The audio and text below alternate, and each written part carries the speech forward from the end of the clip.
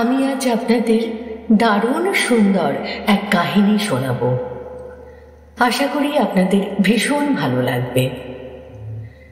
দিব্যি অন্ধকারে ঘুমোচ্ছিলাম, হঠাৎ বলা নেই কওয়া নেই মুখের উপর কে যেন তীব্র আলো ফেলে কাঁচা ঘুমটা ভাঙিয়ে দিল।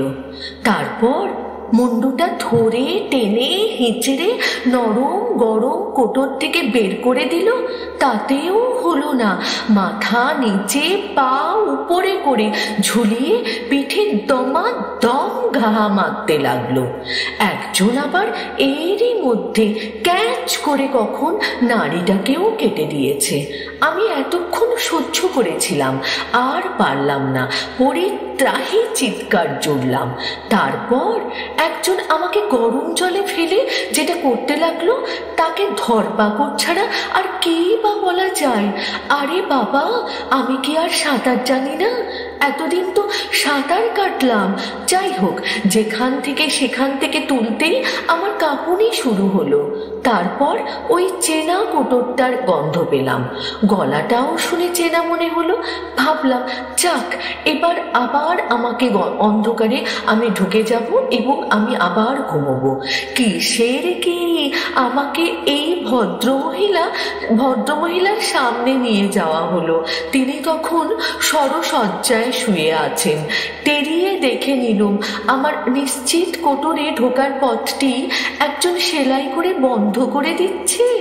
ভদ্রমহিলার দৃষ্টি সেদিকে আকর্ষণ করার চেষ্টা বৃথা গেল।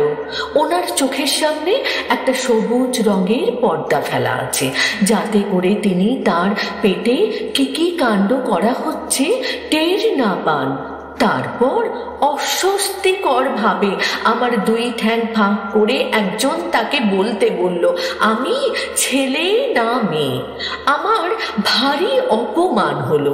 এই আবার কি? আমার কি কোনো প্রাইভেসি নাই? এরপর একজন নার্স আমাকে নিয়ে গেল ঘরের বাইরে। একজন ভদ্রলোক মুখ কাঁচু মাচু করে এগিয়ে এলেন। আমার দিকে না তাকিয়ে আগেই নিজের স্ত্রী কেমন আছে জিজ্ঞেস করলেন। এই গলাটাও খুব চেনা লাগলো। তারপর আমার সম্বন্ধে প্রথম কথা বললেন। এ এত কাঁপছে কেন? গায়ে শিগগির কিছু চাপা দিন। বাস্তবিক আমার তখন ভীষণ শীত করছিল, আবার আমার লোকটিকে তাই তেমন খারাপ লাগলো না। নার্সটির কিন্তু সেদিকে ভ্রুক্ষেপই নেই। তার তখন আগ্রহ শুধু মিষ্টি খাওয়ার দিকে। এদিকে আমার পেট যে খিদেতে জ্বলে যাচ্ছে কে বোঝাবে? আমি এই অল্প অভিজ্ঞতায় দেখেছি একমাত্র চিৎকারই হচ্ছে মনোযোগ আকর্ষণের উপায়। যথারীতি চিৎকার করে কাঁদতেই আমাকে একটা তোয়ালে দিয়ে মোড়া হলো। তারপর সরসজ্জায় শায়িত ভদ্রমহিলাটির কাছে আবার আনা হলো। তিনি তার নল সূচ সরিয়ে কোনো মতে আমার গালে একটা আঙুল ছোঁয়ালেন। উনি মিষ্টি করে বললেন, তাকিয়ে দেখ, আমি তোর মা। তারপরেই আমার মনে হলো যে আমার সব কষ্ট দূর হয়ে গেল।